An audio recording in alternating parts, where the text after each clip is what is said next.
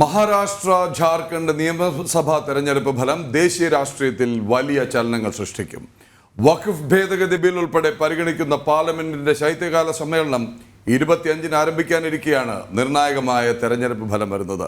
ഇരു സംസ്ഥാനങ്ങളിലും BJP സഖ്യം വൻ നേട്ടമുണ്ടാക്കുമെന്നാണ് എക്സിറ്റ് പോളുകൾ പ്രവചിക്കുന്നത്. മഹാരാഷ്ട്രയിൽ NDAയ്ക്ക് ഭരണത്തുടർച്ചയാണ് മിക്ക എക്സിറ്റ് പോളുകളും പ്രവചിക്കുന്നത്. ഏക്നാഥ് ഷിൻഡെ സർക്കാർ നടപ്പാക്കുന്ന വികസന പ്രവർത്തനങ്ങളും മോദി സർക്കാരിന്റെ ജനക്ഷേമ പദ്ധതികളുമെല്ലാം മഹാരാഷ്ട്രയിൽ BJPക്ക് മേൽക്കൈ നൽകി. ഒപ്പം കോൺഗ്രസിന്റെ മുസ്ലിം പ്രീണനവും തെരഞ്ഞെടുപ്പ് ആയുധമാക്കി. വഖഫ് ഉൾപ്പെടെയുള്ള വിഷയങ്ങൾ ഓർമ്മപ്പെടുത്തിയ BJP ഒരുമിച്ച് നിൽക്കുക എന്ന സന്ദേശമാണ് ഹൈന്ദവ വോട്ടർമാർക്ക് നൽകിയത്. ഹരിയാന മഹാരാഷ്ട്രയിൽ ആവർത്തിക്കുമെന്ന് BJP ക്യാമ്പ് വിശ്വസിക്കുന്നു. ജാർഖണ്ഡിലാകട്ടെ 5 വർഷത്തെ ഇടവേളയ്ക്ക് ശേഷം തുടർഭരണമാണ് BJPയുടെ ലക്ഷ്യം. ഹേമന്ത് സോറനെതിരെ ഉയരുന്ന അഴിമതി ആരോപണങ്ങളും ഇന്ത്യ മുന്നണി സർക്കാരിനെതിരായ ഭരണവിരുദ്ധ വികാരവും ചൂണ്ടിക്കാട്ടിയായിരുന്നു പ്രചരണം. സംസ്ഥാനത്ത് BJP ഒറ്റയ്ക്ക് കേവല ഭൂരിപക്ഷം നേടി ഭരണത്തിലെത്തുമെന്നാണ് മിക്ക എക്സിറ്റ് പോളുകളും അഭിപ്രായപ്പെടുന്നത്.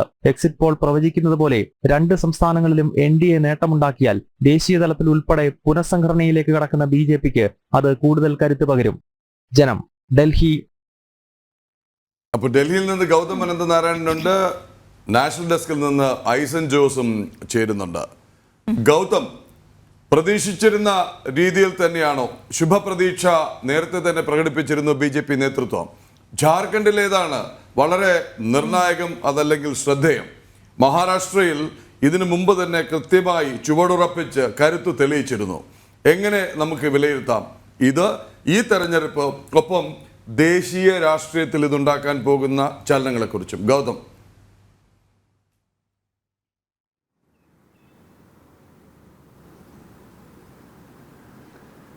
പ്രദീപ് വീണ, നമസ്കാരം. ഈ 2 നിയമസഭാ തെരഞ്ഞെടുപ്പുകളുടെ ഫലം, ജാർഖണ്ഡ് അതോടൊപ്പം തന്നെ മഹാരാഷ്ട്ര, ഈ 2 സംസ്ഥാന നിയമസഭാ തെരഞ്ഞെടുപ്പുകളുടെ ഫലം ദേശീയ തലത്തിൽ ഓരോ മുന്നണികളെയും സംബന്ധിച്ച് വളരെ സുപ്രധാനമാണ്. കാരണം ഏതാനും ദിവസങ്ങൾ കഴിഞ്ഞാൽ പാർലമെന്റിന്റെ സുപ്രധാനമായ ശൈത്യകാല സമ്മേളനത്തിന് തുടക്കം കുറിക്കാൻ പോവുകയാണ്. ഈ ശൈത്യകാല സമ്മേളനത്തിൽ ഒരുപക്ഷെ വഖഫ് ഭേദഗതി ബില്ല് ഒരിക്കൽ കൂടി കൊണ്ടുവരാനുള്ള ശ്രമമാണ് BJPയും കേന്ദ്ര സർക്കാരും നടത്തിക്കൊണ്ടിരിക്കുന്നത്. അതുപോലെ തന്നെ വൺ നേഷൻ വൺ പോൾ പോലെയുള്ള ഇപ്പോഴത്തെ കേന്ദ്ര സർക്കാരിന്റെ പ്രഖ്യാപിതമായ നയങ്ങൾ, അത് സംബന്ധിച്ചുള്ള ചില നീക്കങ്ങളും ഈ സഭയുടെ കാലഘട്ടത്തിൽ ഉണ്ടാകും, ഈ ശൈത്യകാല സമ്മേളന കാലയളവിൽ ഉണ്ടാകുമെന്നത് സംബന്ധിച്ചുള്ള ചില സൂചനകൾ കൂടി ലഭിക്കുന്നുണ്ട്. അതിനാൽ ലോക്സഭാ തെരഞ്ഞെടുപ്പിൽ ഒറ്റയ്ക്ക് BJPക്ക് കേവല ഭൂരിപക്ഷം ലഭിച്ചില്ല എന്ന ഒരു വസ്തുതയാണ്. 240 സീറ്റുകളാണ് BJPക്ക് നിലവിലുള്ളത്. എങ്കിൽ പോലും NDAയ്ക്ക് തുടർച്ചയായി 3ാം തവണയും ഭരണം ലഭിച്ചു. അതിനാൽ തന്നെ അതിനുശേഷം നടക്കുന്ന ഓരോ തെരഞ്ഞെടുപ്പിലും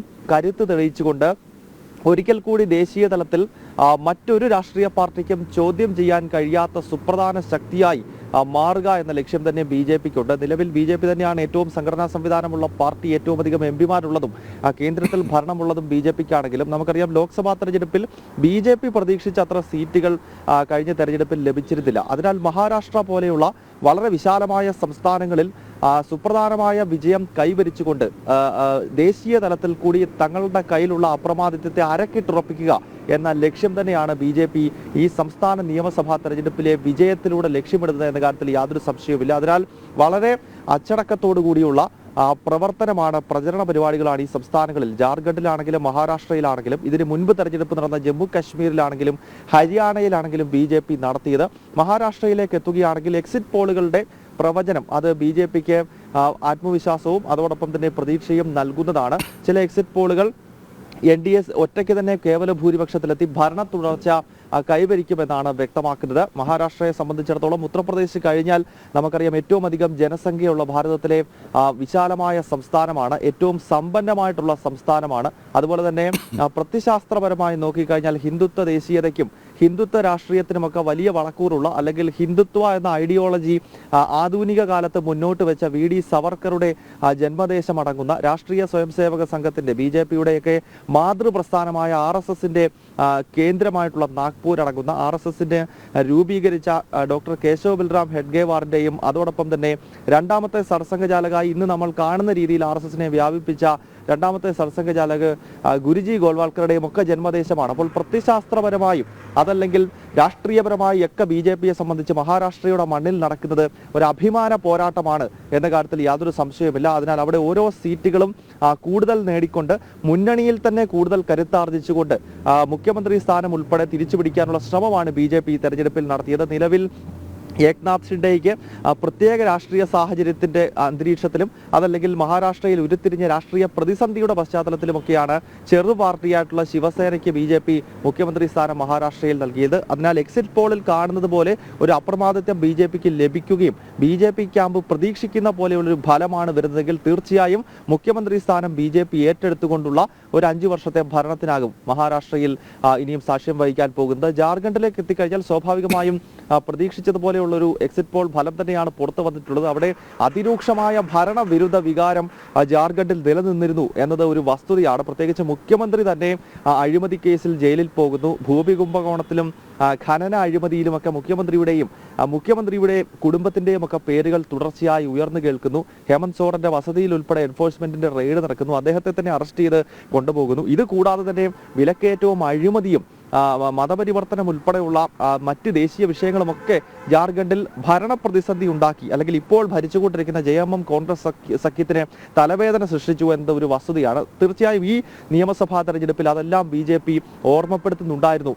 ഒരു ഭാഗത്ത് നേരത്തെ സൂചിപ്പിച്ച അഴിമതി, അതോടൊപ്പം തന്നെ കെടുകാര്യസ്ഥത, തൊഴിലില്ലായ്മ, ഇതെല്ലാം രൂക്ഷമാകുന്നു. അത് ഭരണവിരുദ്ധ വികാരത്തെ ആളിക്കത്തിക്കുന്ന പല പല ഘടകങ്ങളാണ്.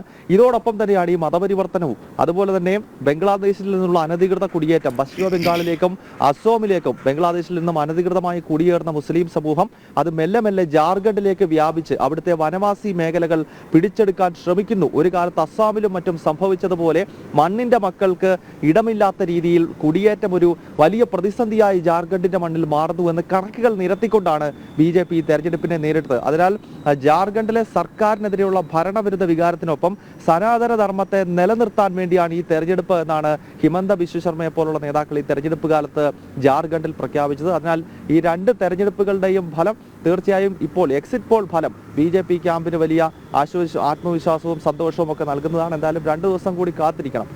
പ്രദീപ്, വീണ. ഗൗതം, നമുക്ക് ഇപ്പോൾ എക്സിറ്റ് പോൾ ഫലങ്ങൾ തന്നെ വളരെ രീതിയിൽ ചർച്ച ചെയ്തുകൊണ്ടിരിക്കുകയാണ്. അത് കഴിഞ്ഞ് ശരിയായ റിസൾട്ട് വന്ന് അതിൻ്റെ പിന്നാലെ പാർലമെന്റ് സമ്മേളനം ആരംഭിക്കുകയാണ്. അപ്പോൾ ഈ വിഷയം അവിടെ ചർച്ചയാകുന്ന ഒരു തർക്കമില്ല. പക്ഷേ വഖഫ് ഭേദഗതി ബില്ല് എന്ന് പറയുന്ന വളരെ പ്രധാനപ്പെട്ട ഒരു ബില്ല് അവതരിപ്പിക്കാനിരിക്കുമ്പോൾ കൂടുതൽ പിന്തുണ ലഭിക്കാനുള്ള സാധ്യതയും, കാരണം രാജ്യമൊന്നാകെ എന്ത് ചിന്തിക്കുന്നു എന്ന് മനസ്സിലായി കഴിഞ്ഞാൽ പിന്നെ അത് വിഷയമല്ലല്ലോ. അപ്പോൾ എങ്ങനെയായിരിക്കും ഈ പാർലമെന്റ് സമ്മേളനത്തിൽ തുടങ്ങുമ്പോൾ, ഇതിൻ്റെ പിന്നാലെ തന്നെ പാർലമെന്റ് സമ്മേളനം തുടങ്ങുമ്പോൾ പ്രതീക്ഷിക്കപ്പെടുന്നത്?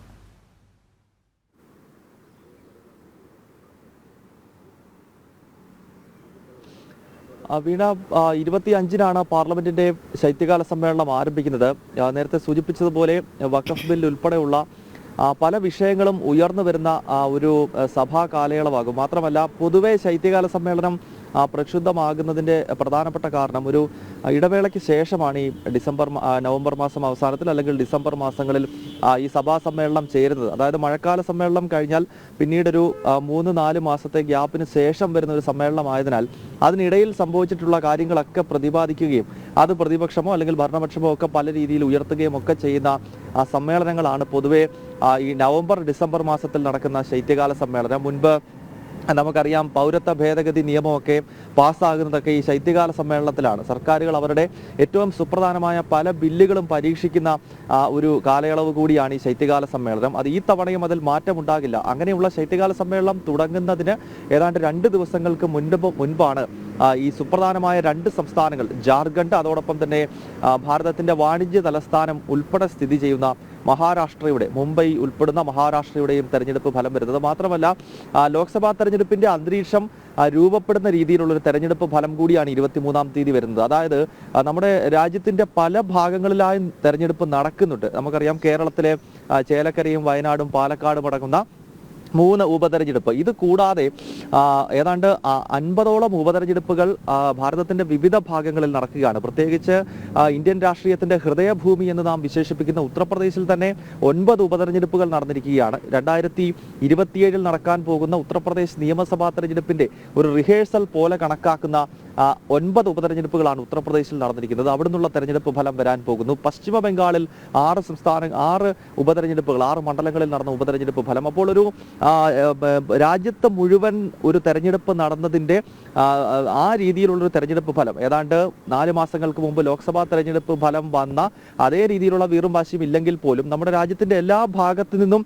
തെരഞ്ഞെടുപ്പിന്റെ ഫലം വരികയാണ്. അതിനാൽ 23-ാം തീയതി വരുന്ന തെരഞ്ഞെടുപ്പ് ഫലങ്ങൾ അത് കേവലം മഹാരാഷ്ട്രയോ ജാർഖണ്ഡോ എന്നതിലുപരി ഉത്തർപ്രദേശ് ഉൾപ്പെടെയുള്ള സംസ്ഥാനങ്ങളിൽ നടക്കുന്ന ഉപതെരഞ്ഞെടുപ്പുകൾ, ഇതെല്ലാം തന്നെ ഈ ശൈത്യകാല സമ്മേളനത്തിൽ കേന്ദ്ര സർക്കാരിനെ സംബന്ധിച്ചും പ്രതിപക്ഷമായിട്ടുള്ള ഇന്ത്യ മുന്നണിയെ സംബന്ധിച്ചും വളരെ സുപ്രധാനമാണ്. പ്രത്യേകിച്ച് വഖഫ് ഭേദഗതി ബില്ല് ഉൾപ്പെടെ ഈ സമ്മേളനത്തിൽ കൊണ്ടുവരാനുള്ള ശ്രമം നടക്കുന്നതിനിടയിൽ അതോടൊപ്പം തന്നെ ഒരുപക്ഷെ വൺ നേഷൻ വൺ പോളുമായി ബന്ധപ്പെട്ടുള്ള ചർച്ചകൾ പ്രധാനമന്ത്രി നരേന്ദ്രമോദി തന്നെ കൂടുതൽ സജീവമാക്കുന്നുണ്ട്. അപ്പോൾ ഈ വൺ നേഷൻ വൺ പോളുമായി ബന്ധപ്പെട്ട് ബില്ലുകൾ പാസ്സാക്കണമെങ്കിൽ ഒരുപക്ഷെ സംസ്ഥാന നിയമസഭകളുടെ അംഗീകാരം കൂടി അതിന് വേണ്ടിവരും. അത് അത്ര എളുപ്പത്തിൽ പാസ്സാക്കാൻ പറ്റുന്ന ബില്ലുകളായിരിക്കില്ല. പല രീതിയിലുള്ള ഭരണഘടനാ ഭേദഗതി ഉൾപ്പെടെ നടത്തിക്കൊണ്ട് വേണം അത്തരം ബില്ലുകൾ പാസ്സാക്കേണ്ടത്. അതിനാൽ തന്നെ സംസ്ഥാനങ്ങളുടെ ഭരണം വളരെ നിർണായകമാണ്. ഇപ്പോൾ നമുക്കറിയാം 31 സംസ്ഥാനങ്ങളിലും കേന്ദ്രഭരണ പ്രദേശത്തും 28 സംസ്ഥാനവും അതോടൊപ്പം തന്നെ 3 കേന്ദ്രഭരണ പ്രദേശത്തുമാണ് നിയമസഭകളുള്ളത്. അതായത് 31 നിയമസഭകൾ നമ്മുടെ രാജ്യത്തുണ്ട്. അതിൽ 20 നിയമസഭകളുടെ ഭരണം NDAയ്ക്കാണ്. BJPയോ അതല്ലെങ്കിൽ BJP നേതൃത്വം നൽകുന്ന മുന്നണിയായിട്ടുള്ള NDA 20 സംസ്ഥാനങ്ങൾ നിയമസഭകൾ ഭരിക്കുമ്പോൾ ഇന്ത്യ മുന്നണി 10 നിയമസഭകളിലും ഒരിടത്ത് മിസോറാമിൽ, അവിടെ സോറം പീപ്പിൾസ് മൂവ്മെന്റ് ഇന്ത്യ മുന്നണിയിലോ NDAയിലോ ഇല്ല. അതാണ് നിലവിലെ കണക്ക്. അതിനാൽ ഓരോ സംസ്ഥാന നിയമസഭകളുടെയും ഭരണം കൂടുതൽ പിടിക്കുക, ആ നമ്പർ കൂടുതലാക്കുക എന്നത് ഈ വൺ നേഷൻ വൺ പോൾ ഉൾപ്പെടെയുള്ള ഭരണഘടനാ ഭേദഗതി ചെയ്യേണ്ട ബില്ലുകളൊക്കെ പാസ്സാക്കാൻ ശ്രമിക്കുന്ന കേന്ദ്ര സർക്കാരിന് നിർണായകമാണ്. അതിനാൽ ഇപ്പോഴത്തെ 20 എന്നത് ഒരു 21-ലേക്കാക്കാനുള്ള ശ്രമമാണ് കേന്ദ്ര സർക്കാരും BJPയും നടത്തുന്നത്. നിലവിൽ 20 സ്ഥലത്ത് NDAയ്ക്ക് ഭരണമുണ്ട്. ജാർഖണ്ഡിൽ കൂടി ഭരണം ലഭിച്ചാൽ അത് 21ആയി ഉയരും. അതിനാൽ കൂടുതൽ സംസ്ഥാന നിയമസഭകളുടെ സ്വാധീനം കൂടി ഉയർത്തുക എന്ന ശ്രമം BJPക്കുണ്ട്. അതിന് ഗൗതം, തുടർന്നുള്ള മണിക്കൂറുകളിൽ നമുക്ക് വിശദമായി ചർച്ച ചെയ്യേണ്ട ഒന്നിലധികം പോയിന്റ്സ് ആണ് ഇപ്പോൾ ഗൗതം റേസ് ചെയ്തത്. ഒന്ന്, വഖഫ് ഭേദഗതി ബിൽ തുടങ്ങുമ്പോൾ വഖഫിന്റെ അല്ലെങ്കിൽ ആ ബില്ലിന്റെ നിലവിലുള്ള നിയമത്തിന്റെ ഭീകരത എത്രത്തോളം എന്ന് ഒരുപക്ഷെ രാജ്യത്തെ ഭൂരിപക്ഷം ജനങ്ങളും തിരിച്ചറിഞ്ഞിരുന്നില്ല. അതിനുശേഷം ദേശീയ മാധ്യമങ്ങളും ഇവിടെ ജനൻ TV മാത്രവും തേടിപ്പോയി എവിടേക്കൊക്കെയാണ് ഈ നീരാളിപ്പിടുത്തം എത്തിയിരിക്കുന്നത്. ഇന്നൊരു വലിയ വിപത്തായി ഇന്ന് രാജ്യത്തിന്റെ മുന്നിൽ നിൽക്കുകയാണ്. അതൊന്ന്. തുടർന്നുള്ള മറ്റ് നിയമ ഭേദഗതികൾ, രാജ്യത്തിന്റെ മുന്നോട്ടുള്ള പ്രയാണം, ഇതിനൊക്കെ നിർണായകമാകുന്ന ഫല സൂചനകളാണ് വരുന്നത്.